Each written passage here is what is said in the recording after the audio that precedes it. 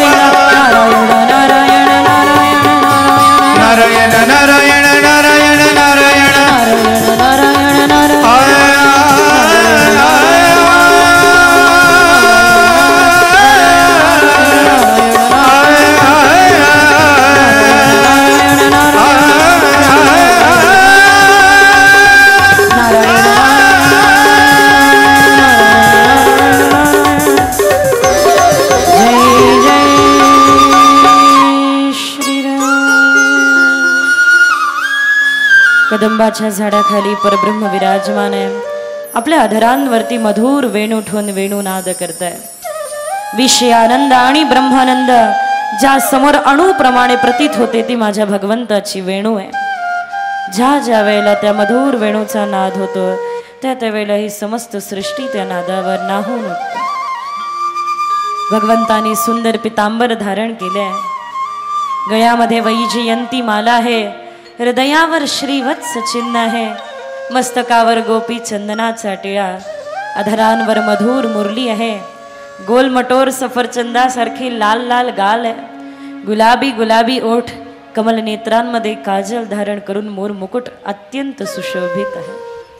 भगवंताच्या या छवीचं दर्शन करण्या हेतू समस्त गोपिका ललायित आहे. एक एक करत गोपिकांच्या कानी तो भगवंताचा मधुर वेणुनाद जातोय आणि गोपिका त्या वेणुनादाने नाहून उठते.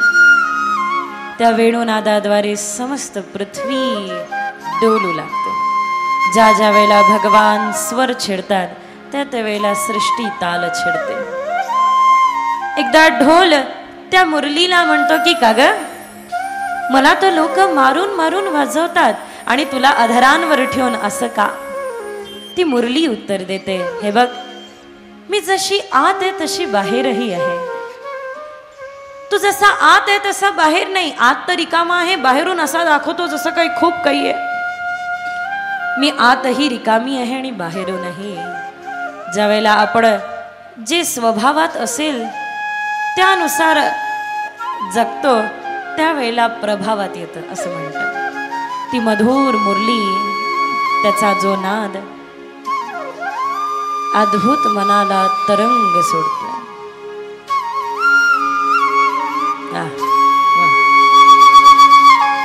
मयुरांनी पिसारा फुलून नृत्य करायला सुरुवात केली आहे. गोमाताए हम वरडा फोडत यत्र तत्र निवार करतात. पशुपक्षी रात्रीच्या समयाला आपापल्या घरट्यांमध्ये जे निसतात, पण आज मात्र रासलीला बघण्याच्यासाठी खूप खूप खूप आतुर आहे. जमुना राणी संथ वाहत आहेत आणि गोपिकांच्या कानावर मधुर मुरली नाच जाते. एक एक करत गोपिका निघत आहे. नामदेव महाराज वर्णन करतात, आछड बछड छकड कान्हा ठेवणी आले घरी, तुझ्या मुरलीचा ध्वनी आला माझ्या कानी. अचड बछड छकड मी घरी ठेवून येत आहे. याचा अर्थ असा नाही की कोणत्या तरी 3 मुलांविषयी बोलत आहे. नाही नाही, बिलकुल नाही. माझे जे 3 गुण आहे, रज तम सत्व, त्या 3 गुणांना घरी ठेवून येत आहे. त्या 3 गुणांचा विसर पडतोय. त्रिगुणातीतम तत्वमस्यादिलक्ष्यम एकम नित्यम विमलचनम सर्वदी साक्षीभूतम भावातीतम त्रिगुण रहितम. त्या 3ही गुणांना विसरून तिथपर्यंत पोहोचत आहे. एक गोष्ट लक्षात ठेवा, जिथे गुण नाही ना तिथे दोष पण नाही. बऱ्याचदा आपल्या मनामध्ये संशय उठू शकतो या रासलीलेप्रती की भगवंतानी रासलीलाच का केली. मी वारंवार सांगत आहे, या गोपिका स्त्री नाही, राम अवतारातले ऋषी आहे ज्यांनी इच्छा प्रगट केली, देवा तुमच्या बरोबर विहार करायचंय. वेदामधल्या रुचा श्रुती थकल्या गोविंद, आता तरी जरा लक्ष द्या आमच्याकडे आणि तुमच्या लीलेनी आम्हाला धन्य करा. त्याच रुचा गोपी बनून आज या ठिकाणी अवतीर्ण झाले आहे. तो मधुर मुरलीनाद कळत नाहीये. एकीकडे प्रसन्नताचे फवारे उठताय आणि दुसरीकडे डोळ्यातून वाहणाऱ्या अश्रुधारांद्वारे सगळ्या प्रकारच्या वासना धुतल्या जात आहे. गोपिका निघताय. एक एक करत गोपिका भगवंताच्या पुढे येऊन बसत आहे. एका गोपिकेला तिचे पती आडवे आले, कुठे निघालीस? बांधून ठेवलं. नाही नाही, जाऊ देणार नाही. पतिराज, माझ्या शरीराला बांधू शकता पण आत्म्याला नाही. आणि इथे तर शरीराचा भावच नाही हो, आत्म्याचा भाव आहे. मला सांगा, शरीर भाव जर का असता तर एक प्रियसी ज्यावेळेला प्रियकराला भेटायला जाते व्यवस्थित श्रृंगार करून जाते, पण गोपिकांचा श्रृंगार कसा आहे? काजळ गालाला लावलंय, कुंकू दाताला लावलं, पैंजण हातामध्ये धारण केलं. ही माधुर्य भक्ती आहे. प्रज्ञाचक्षु श्री संत गुलाबराव महाराज, मधुराद्वैताचार्य, ज्यांनी भगवान श्रीकृष्णाला आपलं पती आणि माऊलींना तात मानलं. तात मी तर म्हणेल प्रज्ञाचक्षु श्री संत गुलाबराव महाराज म्हणजे शंकराचार्यांची विद्वत्ता आणि गोपिकांची भक्ती एकत्र म्हणजे गुलाबराव महाराज आहे.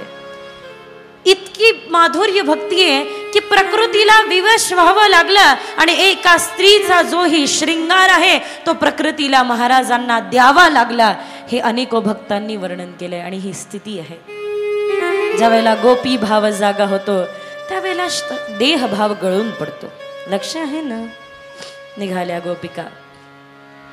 ती म्हणते माझ्या शरीराला धरून ठेवू शकता पण आत्म्याला नाही. माझं शरीर तुम्हाला समर्पित आहे कारण बंधनात आहे, कर्मानुबंधीने बांधलाय न मध्ये शरीर तुम्ही ठेवा अंतरंगाने, आत्म्याने तुम्ही परब्रह्म. सगळ्या गोपिकांच्या अगोदर ही गोपिका पोहोचले. भगवंताचं स्वरूप तर मोठं सुंदर आहे.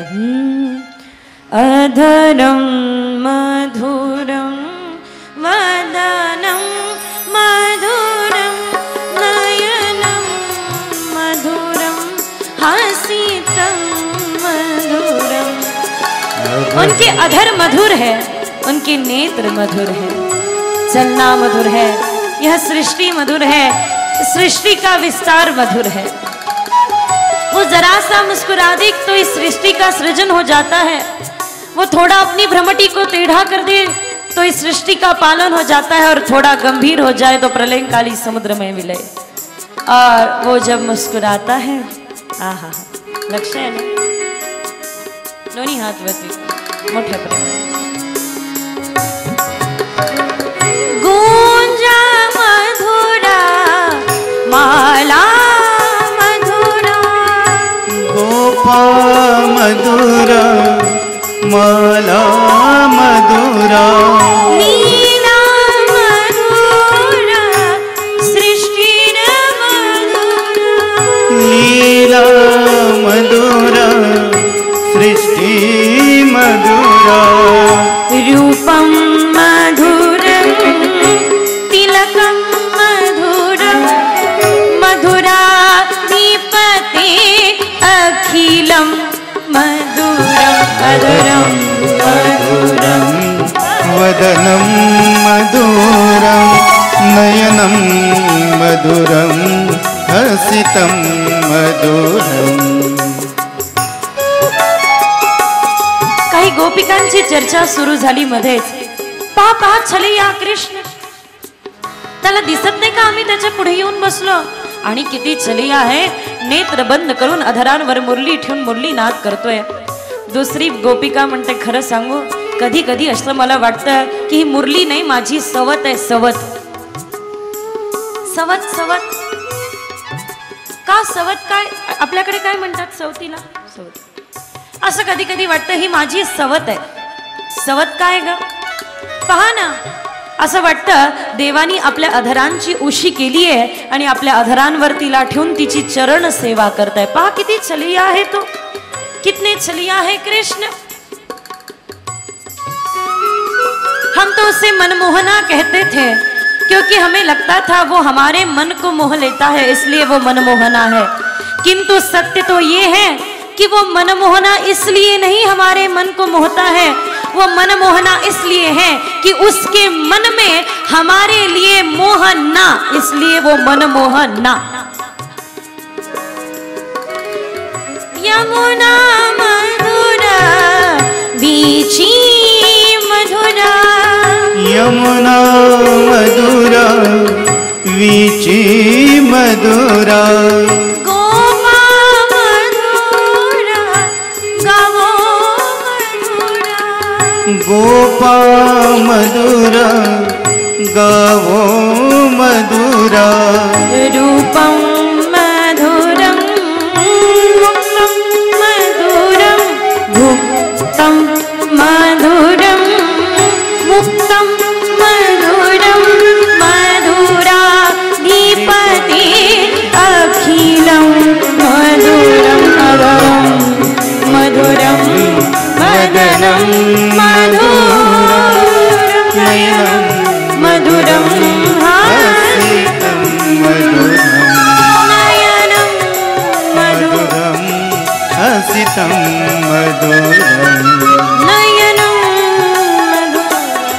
हसितं मधुरम्. भगवंत ही चर्चा ऐकतात आणि मिश्किल असे हसतात.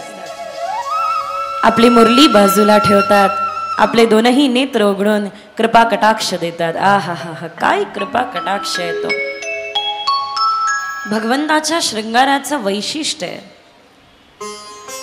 त्या मुरलीमध्ये असलेले 7 रंध्र अस्तित्वाच्या त्या 7 स्तरांप्रमाणे आहे. केवळ एवढंच नव्हे,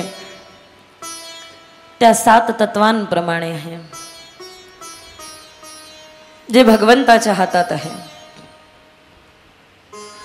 एरवी राजाच्या डोक्यावर एरवी राजाच्या डोक्यावर मुकुट असतो. गुरुजी सांगतात भगवंताच्या शृंगाराचं वैशिष्ट्य, एरवी राजाच्या डोक्यावर मुकुट असतो. जितकी जबाबदारी जास्त तेवढा तो मुकुट भारी. पण माझ्या देवाने डोक्यावर मुकुट धारण केला, कारण भगवंताला आपली जबाबदारी भार वाटत नाही, आधार वाटते. एक पाय जमिनीवर तर एक पाय वरती आहे. एका पायाने भगवान सदैव सुंदर सुंदर मोठ्या मोठ्या दीर्घशा लीला करताय आणि एका चरणाने गरीब सुदामाला भगवान विसरले नाही. भगवंताच्या शृंगाराचं वैशिष्ट्य आहे. पुढे आपण अजून श्रवण करणार आहोत सुदाम चरित्राच्या दरम्यान उद्या. भगवान आपले स्वरूप, आपला कृपा कटाक्ष सर्वांवरती देतात. गोपिका प्रसन्न होतात. भगवंत समस्त गोपिकांचं स्वागत करतात. स्वागतम तो महाभाग प्रियम किम करवाणि ब्रजस्यानामयम कश्चित ब्रूतागमन कारणम. आपण सर्वांचं खूप स्वागत आहे गोपिकांनो. पण आता एवढ्या रात्री तुम्ही आलात, हे सगळा परिसर बघितला, आता जा वापस. आता जा वापस. देवा, जाण्यासाठी नाही आलो, रासलीलेसाठी आलोय. बघा गोपिकांनो, इतक्या रात्रीला अपरात्रीला एका परपुरुषासमोर बसणे उचित नाही. घ्या, ऐका ग, ऐकाल ते नवलच. कधीपासून हा आपल्यासाठी परपुरुष झाला? आपण स्नान करत असताना आपले वस्त्र कदंबाच्या झाडावर लपवणारे गोविंद, आपल्या पदराचा एक कोना पकडून आपल्या मागे दह्यादुधासाठी फिरणारे गोविंद, हा कधीपासून परपुरुष झाला? गोपिकांनो, स्त्री धर्म महान आहे. पातिव्रत्य धर्म तर तलवारीच्या धारेवर चालण्याप्रमाणे आहे. भगवान फार अद्भुत स्त्री धर्म समजावून सांगताय या ठिकाणी. स्त्री धर्माची व्याख्या जी, दुशिलो दुर्भगो वृद्धो जडो रोगध्यनो न पिवा पती स्त्री निर्बहातव्य लोकेप्सु भीर पातकी. हे बघा, स्त्री धर्म, त्यात पातिव्रता धर्म फार कठीण आहे. तलवारीच्या धारेवर चालण्याप्रमाणे आहे. आणि तुम्ही त्याला समजायला पाहिजे, कळायला पाहिजे. बर, कळलं.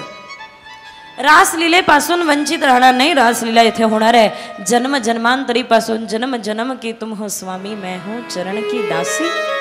जन्म जन्मांतरीपासून वाट पाहत आहे. आता पुढच्या अवतारावर नाही, याच आजी देही आजी डोळा.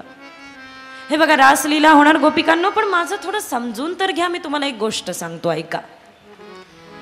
एक अग्निहोत्र दाम्पत्य होतं. घरात अग्निपूजा व्हायची, रोज व्हायची. अग्निहोत्र पूजा झाली पाहिजे. अग्निपूजा व्हायची. अग्निपूजा करत असताना दररोज घरात 24 तासही अग्नी प्रज्वलित राहायचा, नेहमी राहायचा. आज पत्नी कार्यामध्ये बसले आहे. तेवढ्यात पतिराज थकून आले आणि पतीच्या मांडीवरती डोकं ठेवून, पत्नीच्या मांडीवरती पतिराज डोकं ठेवून निजले. बसलेले आहे. पतिराज मांडीवरती डोकं ठेवून विश्राम करताय. तेवढ्यात लक्ष गेलं की आपला मुलगा त्या अग्नीच्या इर्दगिर्द खेळत आहे. आता गंमत ही, उठलं तर पतीची निद्रा भंग होईल आणि नाही उठलं तर होऊ शकतं आपला पुत्र अग्नीमध्ये पडेल. काय करावं? बराच वेळ विचार केल्यानंतर हिने आपले दोन्ही नेत्र बंद करून घेतले. जे काही होईल ते समर्पित केलं. जे काही होईल ते समर्पित केलं. जे काही होईल पुढचं पुढे बघून घेऊ. जय जय श्री राधे, जय जय श्री राधे, जय जय श्री राधे. आश्चर्य हे की तो पुत्र अग्नीमध्ये पडला तर खरं, पण अग्नी त्याला दाह करू शकले नाही. हिच्या पातिव्रत्याचं सामर्थ्य इतकं होतं की अग्नी देखील शांत झाली तिच्यासाठी, तिच्या पातिव्रत्यासाठी. मुलींनो, गोपिकांनो, तुम्ही देखील आपलं पातिव्रत्य धर्म टिकवून ठेवा. जा जा. वा वा गोविंद, छान. आवडला दृष्टांत, गोष्ट आवडली. आता आम्ही काही सांगू इच्छितो. सांगू? हो, बोला. गोपिका त्यानंतर एक उदाहरण देत आहे. गोविंद, एक स्त्री, एक गोपिका जिने आपल्या पतीची खूप सेवा केली आणि रोज पतीची पूजा करायची. आज पती युद्धासाठी बाहेर जाण्या अगोदर पत्नीला आपला छायाचित्र फोटो देऊन जातात आणि सांगतात, मी येईपर्यंत या छायाचित्राची पूजा कर. स्वतः त्या ठिकाणाहून निघून गेले युद्धासाठी. छायाचित्राचं पूजा करण्यासाठी सांगितली. न चुकता ही दररोज पूजा करते. आज युद्ध जिंकून पती दारावरती उभे आहे, वापस आले आहे. सांगा, त्या पत्नीने छायाचित्राची पूजा करत बसावं की वास्तविक आलेल्या पतीला घरात घ्यावं? ज्या छायाचित्राची पूजा करते तो पती जर का दारावर असेल तर त्याला घरात घ्यायला पाहिजे. ही खरी पूजा आहे. बरोबर ना गोविंद? बरोबर ना? असंच ना? हा, हेच तर सांगतोय तुम्हाला किती वेळचं समजून. हे एका जन्माचे पती तर त्या छायाचित्राप्रमाणे आहे. तू तर अनंत जन्माचा पती आहे. मग अनंत जन्माचा पती पुढे असेल. फार सुंदर गोपिकांचं समर्पण आहे. समर्पण. एका नदीला विचारा समर्पणाचा आनंद काय आहे. तिला विचारा, का ग काय भेटतं समर्पणामध्ये? ती म्हणेल, मी रूप विसरते, गंध विसरते. एवढं नव्हे तर माझं तत्व विसरून समुद्रामध्ये जाऊन मिसळते, पण त्यावेळेला समुद्राची विशालता मला प्राप्त होते. ती स्थिती आहे गोपिकांची, तुम्हा सर्वांची. भगवंतानी म्हटलं की गोपिकांनो, तुम्ही पास झाल्या, आता रासलीला सुरू करणार. इकडे माता पार्वतीने शृंगाराला सुरुवात केली. शिवबाबा विचारतात, पार्वती कुठे निघाल्या? माता पार्वती उत्तर देतात, शिवबाबा तुम्हाला माहिती नाही, आज भगवान श्रीकृष्ण रासलीला करणार आहे. अच्छा, रासलीला करणार आहे? मग असं कर, मला घेऊन चल. नाही नाही नाही नाही शिवजी, त्या ठिकाणी भगवान कृष्णा व्यतिरिक्त अन्य कोणी पुरुष येणे शक्य नाही. अच्छा, असं आहे का? मग एक काम कर, चालेल, बाकी कोणा पुरुषाला त्या ठिकाणी एंट्री नाही, फक्त भगवान कृष्ण पूर्ण पुरुष ना. मग एक काम कर, मला साडी घालून दे, जुडा पाडून दे, स्त्रीचा श्रृंगार करून दे आणि घेऊन चल. आठवतं का आपल्या लग्नाचे दिवस? कोण म्हणताय? माता पार्वती. आठवतात का आपल्या लग्नाचे दिवस? ह्या माता भगिनींना बरोबर लक्षात राहतं लग्नाचे, म्हणजे लग्नाचा दिवस, वेळ, वार, तारीख, कधी काय. आठवतात का आपल्या लग्नाचे दिवस?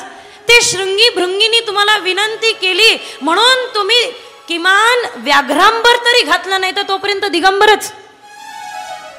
विनंती केली म्हणून व्याघ्रांबर घातलं, नाही तर तोपर्यंत दिगंबरच. लग्नाच्या दिवशी पितांबर घालायला तयार नाही आणि आज साडी घालून मागून राहिले, जुडा पाडून मागून राहिले.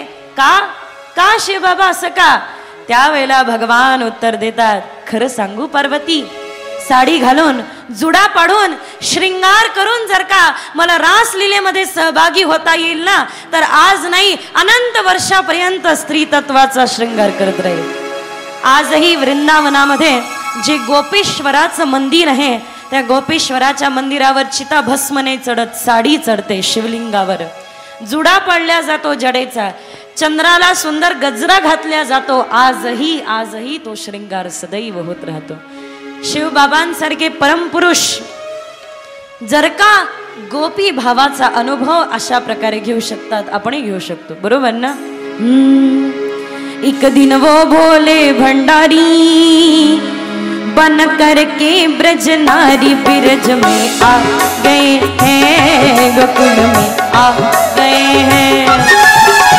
एक दिन वो भोले भंडारी बनकर ब्रज की नारी बिरज में आ गए हैं, गोकुल में आ गए हैं. तुमचे पाय तुम्हाला म्हणत असेल उठ नाच आनंद घे, तर करायला काही हरकत नाही.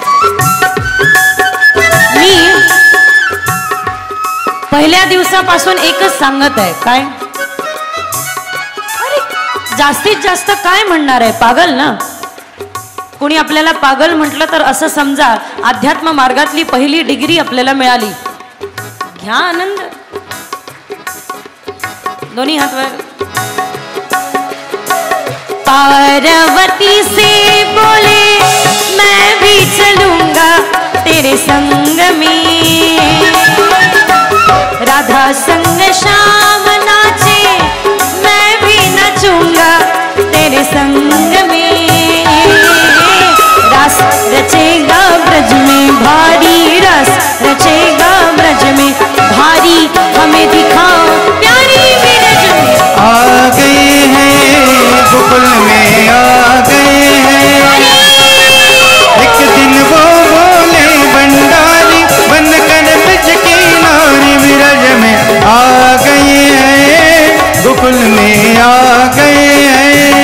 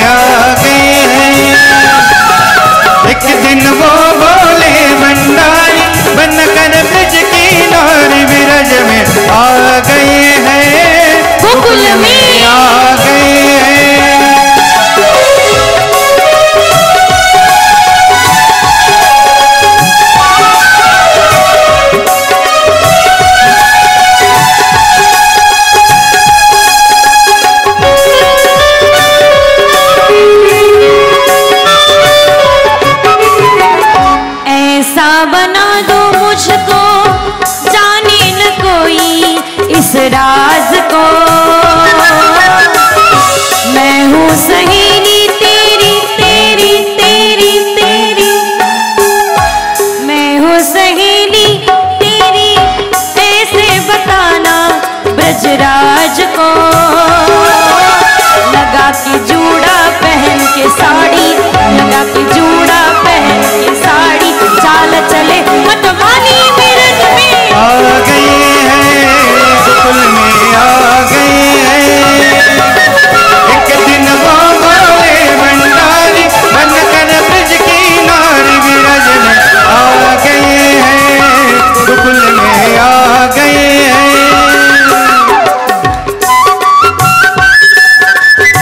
हरी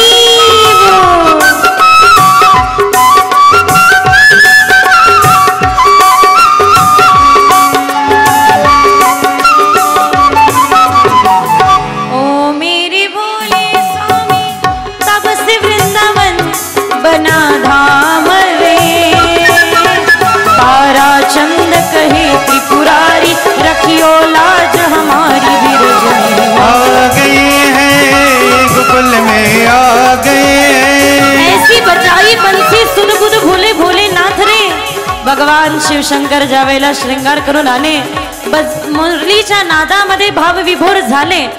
असा मुरली नाद झाला की कधी साडी गळून डोक्यावरचा पदर गळून पडला कळलं देखील नाही. मुस्कुराई गिरधारी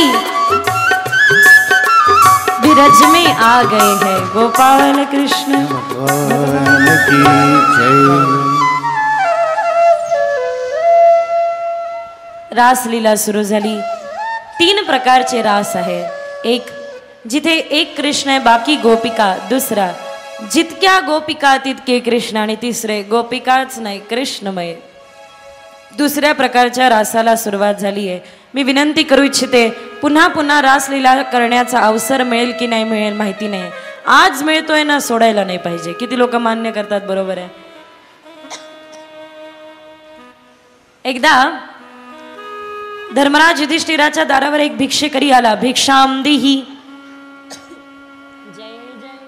श्री राधे जय जय श्री राधे, जय जय श्री राधे। भिक्षाम देही, भिक्षाम देही, भिक्षा मागत आहे. धर्मराज युधिष्ठिर म्हणतात उद्या या, उद्या भिक्षा देईल. हे ऐकलं भीमसेनांनी आणि जोर जोरात विजय दुमधुमी वाजवली. विजय दुमधुमी. युधिष्ठिर विचारतात भीमसेन ना मी कोणतं युद्ध जिंकलं ना काही, विजय दुमधुमी का वाजवली? भीमसेन उत्तर देतात तुम्ही त्या भिक्षे करायला उद्या बोलवलं म्हणून. म्हणजे म्हणे तुम्ही त्या भिक्षे करायला उद्या बोलवलं याचा अर्थ तुम्हाला माहिती आहे तुम्ही उद्याही जिवंत राहणार. काळावर विजय मिळवला ना. धर्मराज युधिष्ठिरांना झालेली चूक लक्षात आली. लगेच भिक्षे करायला बोलवून भिक्षा घातली. क्या भरोसा है इस जिंदगी का, साथ देती नहीं है ये किसी का. उद्याचा दिवस माहिती नाही कोणी पाहिला. आज दशम स्कंदामध्ये रासलीलेत अधिकारी व्हायला भेटत आहे ना, तो सोडायला नाही पाहिजे. बरोबर की नाही? मी किती वेळा सांगितलं बस आनंद घ्या, आनंद घ्या. मी पुन्हा एकदा सांगू इच्छिते आप्पा, आपले सगळे मंडळी, आता सिन्नरला कथा झाली. पाटोळे या ठिकाणी भरपूर मंडळी उपस्थित होते, आनंद घेतला. त्यामध्ये कृष्ण जन्माच्या दिवशी एक महिला नृत्य केलं. त्रास होता थोडा अर्धांगवायूचा आणि त्यांचा अनुभव त्यांनी दुसऱ्या दिवशी सांगितला. माहिती नाही काय विश्वास निर्माण झाला. कृष्ण जन्माच्या दिवशी नृत्य जर केल्या एक एक अवयवानी काम करायला सुरुवात केली होती. एक एक अवयवात कृष्ण.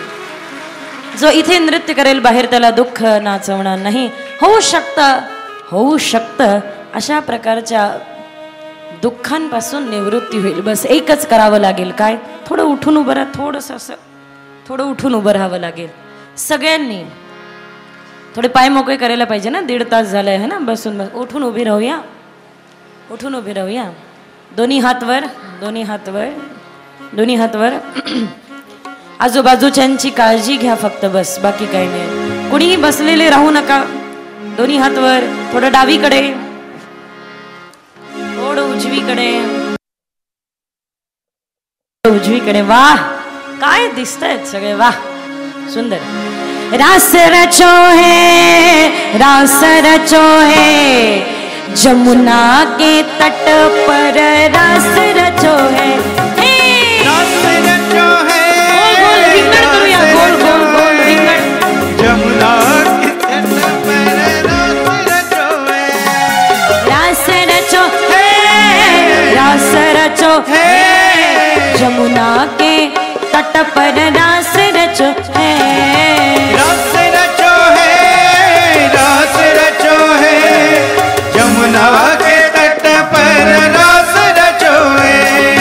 राधा नाचे कृष्ण नाचे, नाचे गोपी जन. राधा नाच कृष्ण नाचे, नाच गोपी जन. राधा नाचे कृष्ण नाचे, नाचे गोपी जन. राधा नाच कृष्ण नाचे, नाच गोपी जन. मन मेरो बन गयो सखीनी, मन मेरो. जय हो जय. मन मेरो बन गयो सखी रे पवन वृंदावन, पवन वृंदावन. रास रचो है, रास रचो है, जमुना के तट पर रास रचो है. रास रचो है, रास रचो है, जमुना के तट पर रास रचो है. दोन्ही हात वर. आनंद घ्या. छान गोल करा मध्ये आणि आनंद घ्या.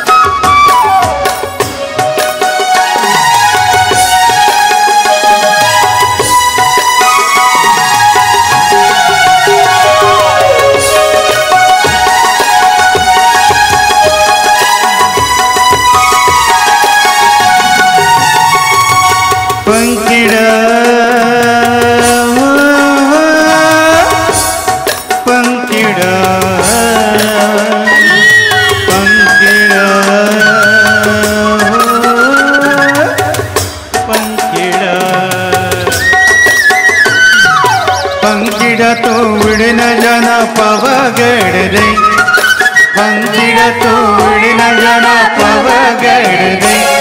मरी माँ करी से मिलके नगर बखेलेंगे, मारी माँ करी से मिलके नगर बखेलेंगे। पंखिड़ा ओ पंखिड़ा, पंखिड़ा ओ पंखिड़ा।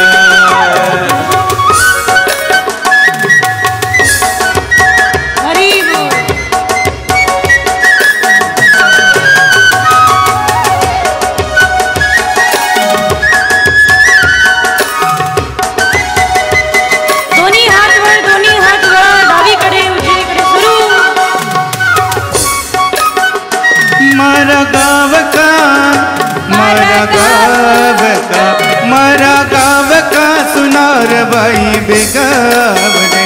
मारी माँ काली के लिए सुंदर पायल लाओ बस गोविंद आणि तुम्ही अच्छी लाओ सुंदर लाओ जल्दी आओ रे, अच्छी लाओ सुंदर लाओ जल्दी आओ रे। मारी माँ काली से मिलके नगर बखेलेंगे, मारी माँ काली से मिलके नगर बखेलेंगे। कोण म्हणता पुरुष गोपी भावामध्ये रंगू शकत नाही? आनंद घ्या.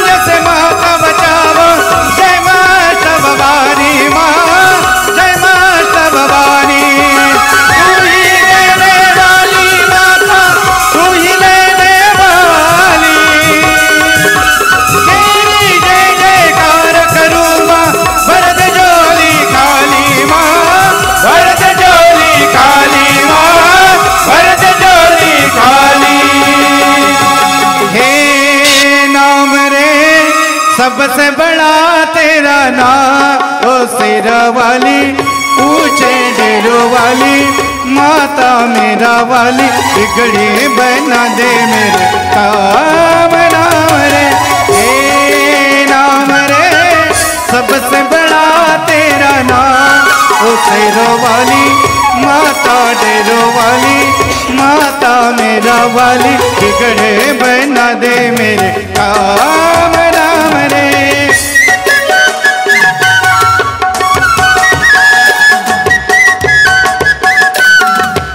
दोन्ही हात वर, डावीकडे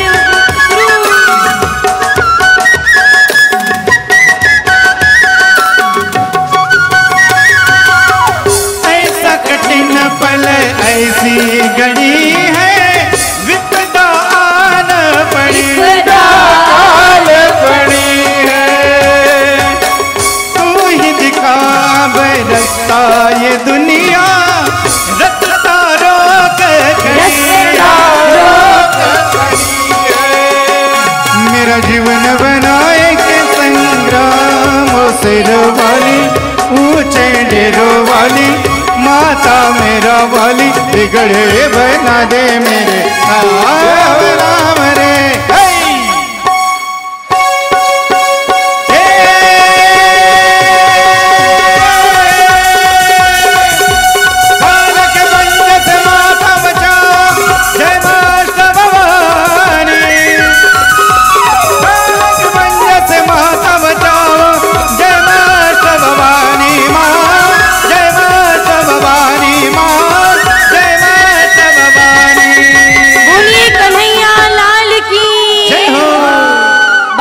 बिहारी लाल की, राधा रानी सर